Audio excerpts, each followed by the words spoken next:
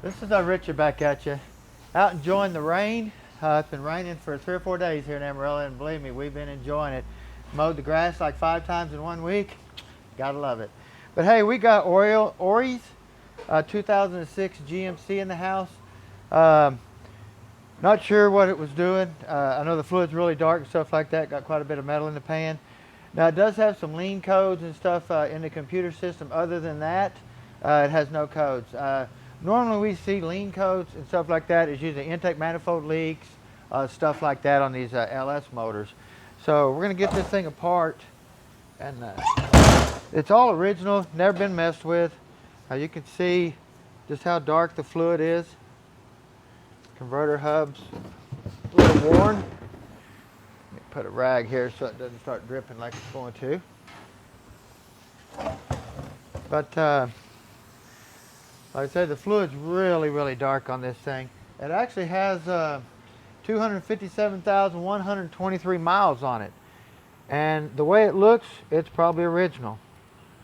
So they really got the mileage out of this thing. So we'll go over and get the tail housing off first.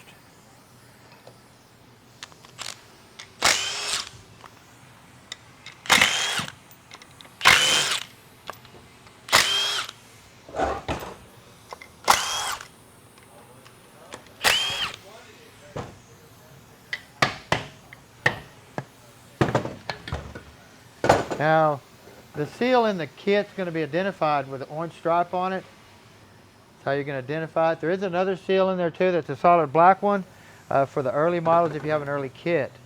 Now you can see your output speed sensor sticks through the housing, and it physically reads it right here. So. Now, you've always heard of a driveshaft yoke seal. It's going to be in here. Let me get that out of there if I can.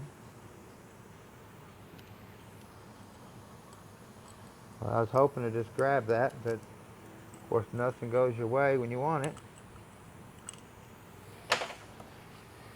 Darn it. Well, we're not going to get it out. I have to get a scribe and get it out, and I'm sure y'all don't want to watch me dig on that. So, now, what we do too is these shifter linkages, whenever they tighten the bracket down, they always flare the edge right here. So when you put your neutral safety switch on, a lot of times you can break it real easy. So you want to come in here and file that off and get that off. You can feel it with your thumb and just sit here and file that off really good all the way around. That way when the R&R guy gets it out there, he don't have to worry about filing it and breaking the neutral safety switch when he puts it back on. So, real common problem. They're actually hard to get off even. Now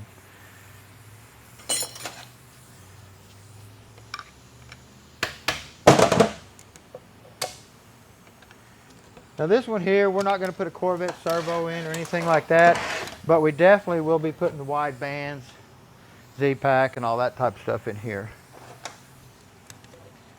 And we got another one we're fixing to be doing. It's actually a 4-wheel drive, and then we'll possibly be putting a Corvette servo on it because a little bit rougher vehicle. So we have our overdrive servo piston here. Got our intermediate here.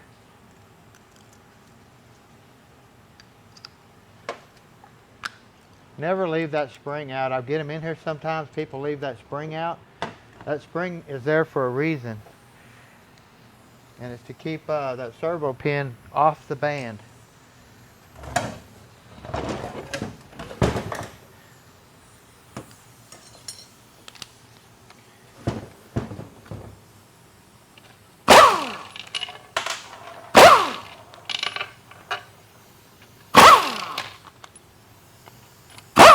We got Peyton back on the camera today. She's got the sniffles. She said she don't want a video because she's got the sniffles. I can hear you sniffling. That's okay. They're not going to mind. A lot of allergies here in Amarillo. Let me tell you, everything's growing. We probably got the most greenest town in the world right now, guys. Let me tell you, like I said, I've mowed the yard in 2 weeks probably 3 or 4 times, seriously. I mowed it over the weekend. I actually mowed it real tall, and when I went home today, actually it's already growed. Or yesterday, excuse me. When I got off work, I went home and it has already moved. So, and you can see just how black this fluid is. I mean, it is black. Not a whole lot of metal in the pan, more in the magnet, stuff like that. Hard seals, lockup probably not working good, stuff like that. And see, this fluid is just black. Here's our park spring clip, or what do you want to call this thing here? I'm not sure if they really name it.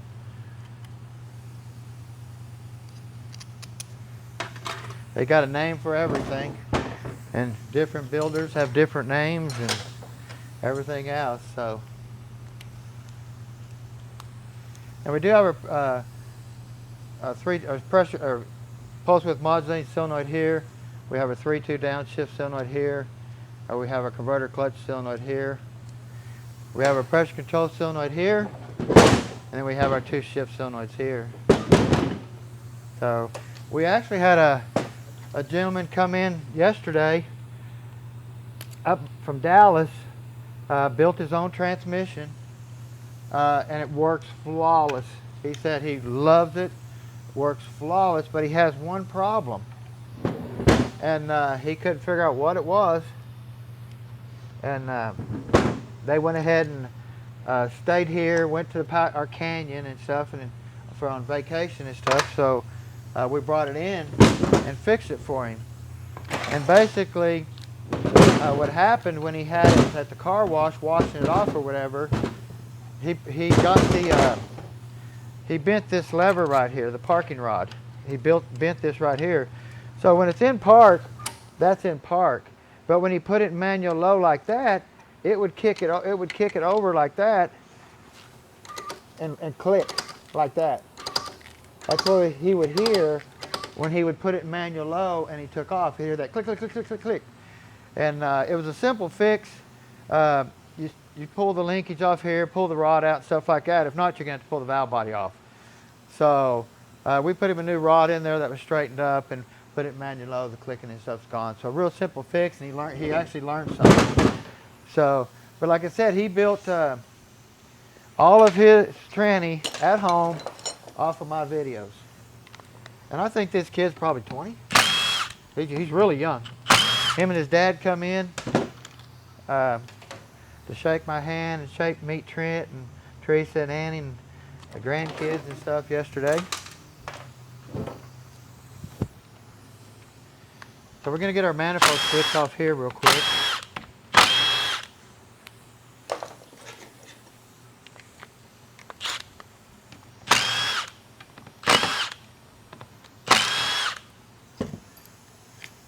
So these 3 bolts are longer, then you have your 2 little short ones. Bless you.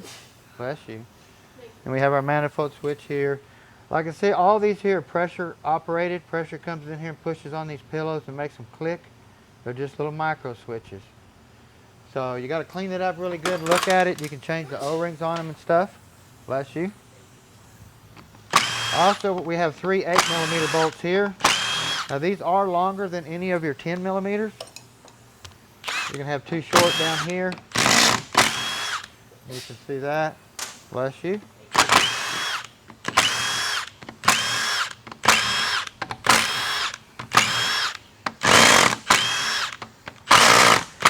Sometimes I think I might get in a hurry when I pull the trigger too, but I need to sharpen some of my sockets. Get our valve body off here. Of course, our PWM valve is not going to be blocked. We know that. Clean all this up. Check your valves and stuff for any wear. Like I said, you don't have to pull all your valves out of your valve body to check that stuff out. So a lot of guys that do that cause their own problems. Main thing is you want to clean them up good, and leave them alone. Now, if you're doing a shift kit, of course, you ain't got no choice. But if you're not, then you don't have to pull all these valves out to clean them. So, like I said, a lot of times people take them apart and can't figure out how to put them back together. Then they make a mistake on the valve, and then the tranny don't work, and then they're in trouble. Like I said, we have a plastic forward accumulator piston here. You want to check it out, make sure it's not wore in the pin area if you're going to reuse it. If not, put an aluminum one in there. So, but if there's not a lot of pin wear, you don't have to worry about it. But if you're building a high pressure unit, putting a 500 boost valve and stuff like that in there, get rid of that plastic piston. We're going to get rid of our manual valve linkage here. And then you can come in here and see where our check balls are. Oops, let me get my magnet. So we had one here. You can see where it's starting to damage the plate. Right there. Now the plate isn't ruined. We can repair that. But we do have a check ball here, here, here. We're going to have one here. We're going to have one here, here, and here. So they all fell down in here. So.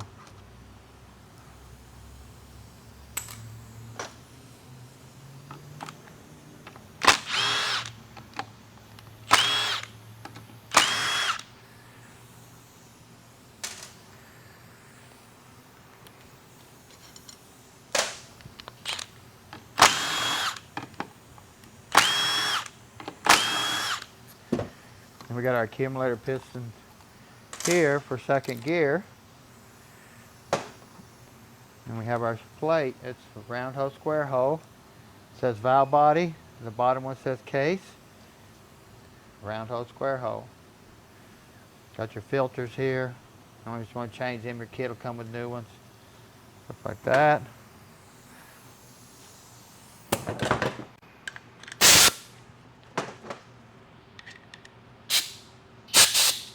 Sorry. Did I get you? No. Okay. Like I say, we'll be going back with aluminum piston here. We'll Scotch-Brite this up in here. Use our same accumulator springs. Don't need to really mess with it there.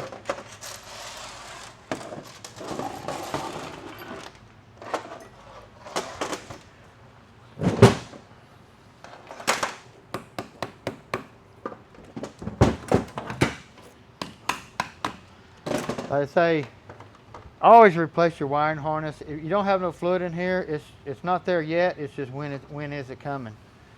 So they're cheap. You got to replace the solenoid anyway. So, I mean, if it's at your house, it's not leaking. You can still use your harness, but you can always cut your solenoid off here and put a fit-all solenoid here, tie it in. So pretty simple. Now you got your fourth gear accumulator piston here. Now we will stack this up and block this on all of our units that we do. We do not want this functioning at all. So pretty simple. You can get you about a 30,000 shim, another piston, turn it, stack it, lock it, set it in there. It needs to be below this surface though. You don't want to be sticking up any. If it's just a little bit farther below, it's okay.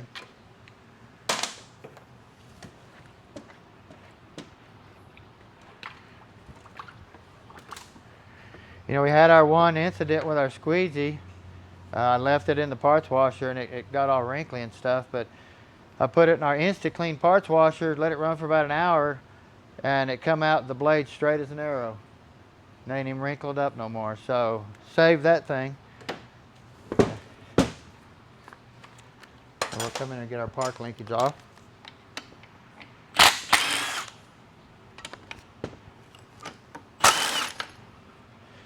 Like I say, you can take and turn your output shaft, push this over and lock this into park. That way this comes over enough to get to your bolt here. So I mean, if you don't do that, it makes it tough to even put it together.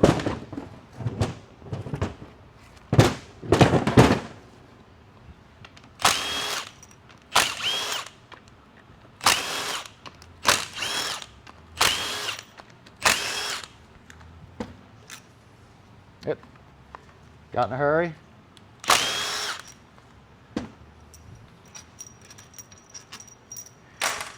Let's say we got our front seal retainer. So we always glue these in with our seal. Now this is a late version. It's going to have a hard pump O-ring. If I can just pull it off there real quick. Some of them I can, and some of them are hard to get out. There we go. Instead of your flimsy O-ring, we have a hard pump O-ring. Now, this one here, you would have, being that it's in such a late model vehicle, you would have thought it would have had an input speed sensor, but if you come here and look, we have an input speed sensor pump, but we have a block in it. It has a plug. There's no wiring, anything like that. So they were just starting to get ready to put that in these trannies, and this is just one that is right at the verge of being done. So I said they started probably in a mid-year thing, started doing it, and then finally went full force with it.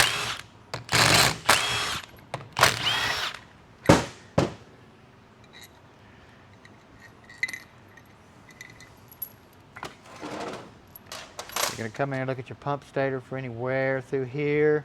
That's just shiny. There's no wear at all. Just a little bit of staining. Now you can look here. You can see our pump, or our converter wasn't stuck in our pump very far, about halfway. So we could have definitely shimmed that up another 1/8 or more from the flywheel, in between the converter and the flywheel. So we definitely want to get them in as far as we can. That way this gear's stable. If you just barely catch it on this teeth, that gear's not stable. It needs to go in as far as you can get it. So basically, if you take and pull this out, let me move this bell housing here.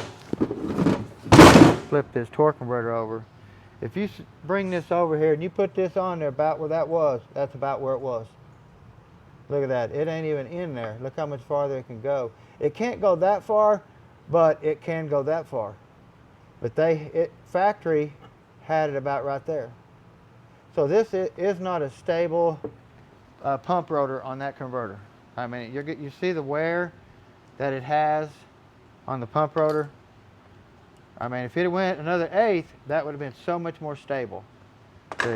Well, luckily it was stable enough to not wear the pump out. Now, if we'd had a big old boost valve in this thing and put a load on that gear real heavy, then we'd have probably seen more wear than what we see right now. So. Now we do have a cone style slide spring. 13 vein slide here. The slide actually looks pretty good. A lot of times they wear up through here. You can kind of start seeing the shiny from here to here. You'll see that wear right through there because it's sitting on this pin to stabilize it, and it just starts moving. The seal in here gets loose, and it just doesn't stable everything very good. And then you want to check your pin here for any wear. You know, you can start seeing it right here. So we definitely want to put a new pin in here. That way it keeps this thing perfectly straight when it pivots. So, pretty simple. Pump body looks really good too. Don't see any issues there. We should be able to use everything back.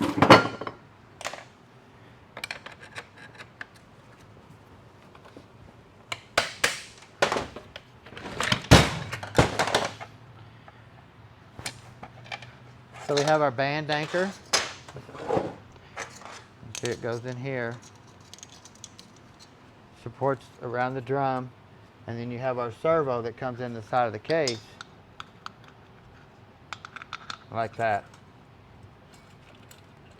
So, pretty simple. Actually, let me hold this and kind of show you how this works a little bit. A lot of people wonder how these trannies work. Now, if you're going down the road and in first gear and it shifts to second, this band's going to come on. Okay, when it goes to shift to third, this band's coming off and it's going to set here just like that.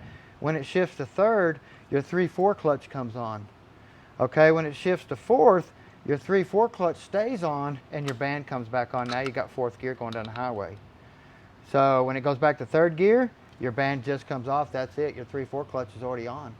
So when it drops out of third gear, your 3/4 clutch comes off, your second gear band comes back on, when it jumps out of second gear back to first, your band just comes off. Pretty simple. Now if you do some manually shifting, it's a little different. Your low reverse clutch comes on in manual low, shift it second, it comes off. So there is some different ways that how it works, but that's pretty simple there.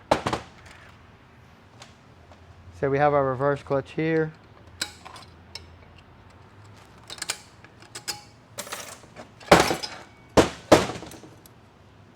See here, those slotted rotors, or slotted steels. Thought about some brakes for a minute, but that is what the clutch is, basically just a big brake.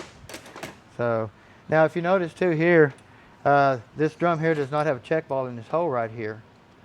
So when this piston comes up and this bevel plate flattens out, that's your check ball. That's what seals that hole off right there. Pretty simple. Replace your bushing, Scotch-Brite this up in here. You want to look here, this drum here is bad to start with. And get a red rag. What you need to do is on all these drums, put a level going across them and see what they look like. Now it looks like to me, you can see this band here has been running on the rivets all the way down. See there? They're running metal to metal, that band has been. And you can see it on this drum here. You can see where that band's been just running metal to metal. But if the drum was good, you want to stick this across here, check for any bowing under here with a flashlight. If it's 3 places all the way around, if it looks good, it's good to use. Always check for these fingers being flared out like this too. This drum's got that problem. If you got somebody winding it up in low gear really tight, these fingers will flare out. But this drum is no good. We'll physically have to replace it because of the band being metal to metal on the rivet part of it there. So. Now if you notice, this drum here didn't have an input speed sensor right here for the dummy stator. See? Normally we would have a counter right here that looks similar to this. It's just a lot smaller. See? But it would be here so the speed sensor and the pump could count in. But it looks similar to this. Okay. Now you want to look at this bearing right here really close. This bearing right here will whine in park in neutral, and you're going to think it's a filter, or pump whine or something like that. So you always want to check that bearing. You want to come in here. Now you look at your 3/4 clutch, you can see this thing's almost already stripped. You can see the teeth are almost totally gone. 1/4 of an inch of them are gone. Looks like the load springs are still nice and tight. You can see how springy that plate is. So they're pushing up really tight against that clutch plate there. Called a backing plate actually.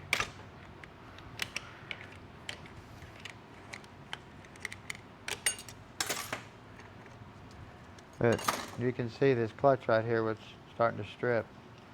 Now, what causes that? Really hard to say. This thing's got 250,000 miles on it.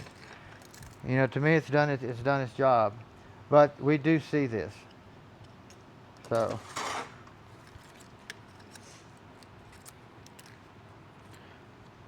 load springs still look really nice and tall. Like I said, they were really tight in here, so they're probably going to be really good when I put them back in there and check them.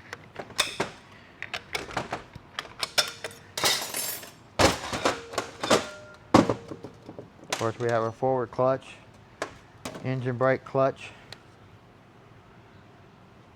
Now, on these 4L60Es and the 4L60 tranny, the clutch goes against a steel, and then the steel goes against a wave. Now, if you get an early 700, the clutch goes against the wave, and the clutches are thicker. So, just remember when you're doing a 700, there is a difference in forward clutch thickness and how they're stacked. So, pretty simple there. You always want to check your lube oil seal here. It locks the 2 seals, basically your input shaft to your output shaft. That is where your lube oil transfers through both shafts and goes back here and lubricates all your planets and stuff like that. So you want to make sure you always put one of the soft ones in there. They do make a hard one that's a real hard plastic. They do break, the seal physically breaks off in here. So that is not one you want to be putting back in there. So We do have all bonded pistons. We'll be changing all those. Like I said, this thing's got a lot of miles on it. Oops.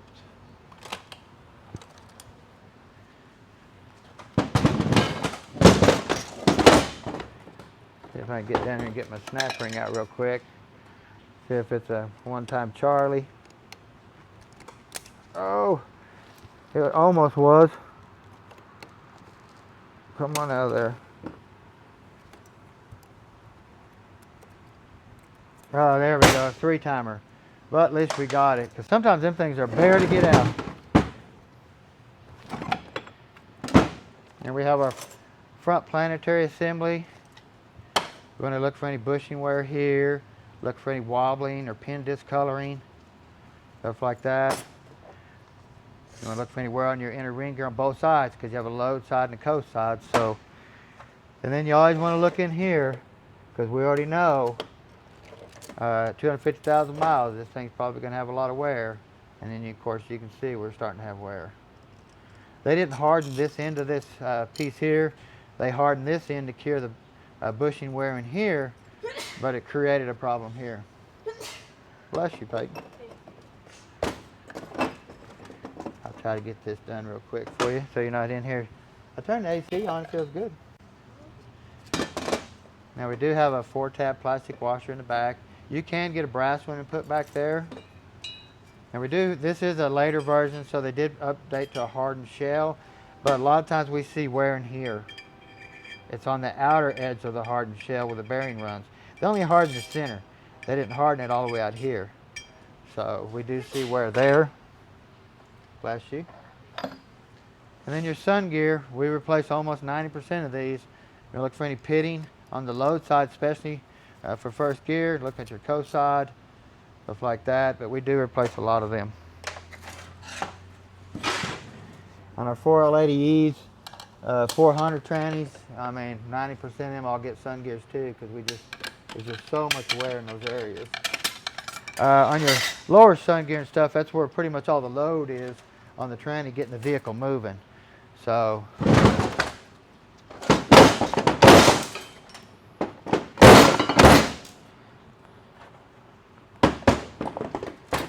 got a stubborn one.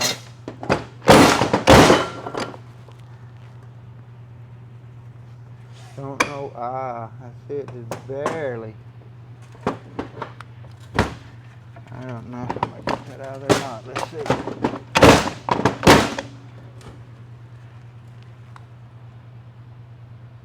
This thing's turned just enough to make it tough to get out. You can see down in here. Stand something up in here where I'll hold it. Get my. I tell you, 400 slip yoke, guys, works good for a stand. If you ever need one, they work really good. But you can see here how the support has turned and got up under the case right here where the snap ring goes. See, and that's what's making it hard for me to get it out. So what I'm going to do is I'm just going to carry it outside real quick and drop it on. Well, let me just do it here. I have a metal plate that I can set outside here and knock this out real quick. This one here isn't very hard, or in there very hard, so it shouldn't be, but just a tiny whack and it should come right out. So.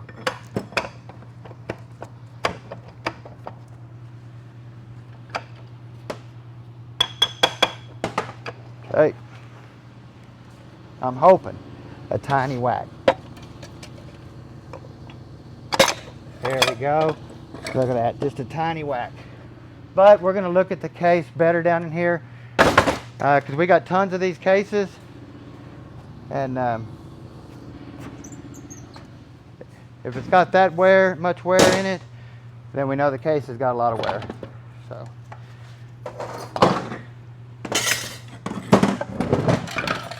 Like I said, guys at home doing them,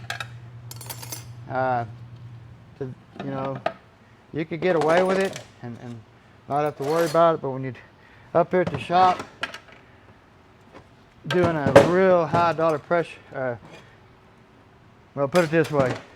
When you charge for something, you better fix it right. So we have so many of these cases that we'll definitely put a case in it. Now we have our lower reverse clutch. You can see it has slotted steels too. Our anti-clunk spring there. You're going to look at your lower ring gear for any wear on both sides, because I've been getting a lot of them in here where I've been replacing these ring gears. Same way with the Planet, you want to check for any wobbling, any pin discoloring. Check this little bearing down in here, because that little bearing there is the #1 killer too. You can clean it up, set this sun gear in there, and push on it like this, and you'll be able to feel if that bearing's got any type of wear. You'll be able to feel it right off the bat. So you want to check that. Let's see here. Let me show you this down in here a little bit more again, if I can, real quick. If I can.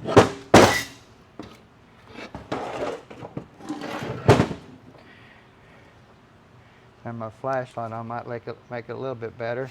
But you can see right here where this case is starting to wear, where that center support is, right there. See? Now for guys at home, you could put that back in and be fine with it. I really don't see an issue right there. But here at this shop, we're going to be replacing, because the gentleman, even if you don't even pay for it, it's going to get another case no matter what, because we can't send it out like that. Now just that little bit right there, you might even hear a little bit of popping noise from reverse to drive, because that thing just moving just that little bit right there, and that's not something that we want. So, Peyton, I want to thank you again for recording, definitely. Another 4L60E going out the door. We got another one over here. We got another one on the floor. And we got Peyton's junior dragster motor together. And she is excited, ain't you? Yes.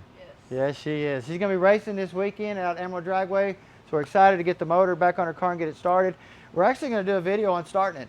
So we run into a little bit of cam issue. That's why I didn't get to do a build video, because it took us a little bit longer to get it together. But we do got it together. We're going to do a start video. So y'all don't forget to subscribe. We got tons more to come. Thank you again, Peyton. Y'all have a great day.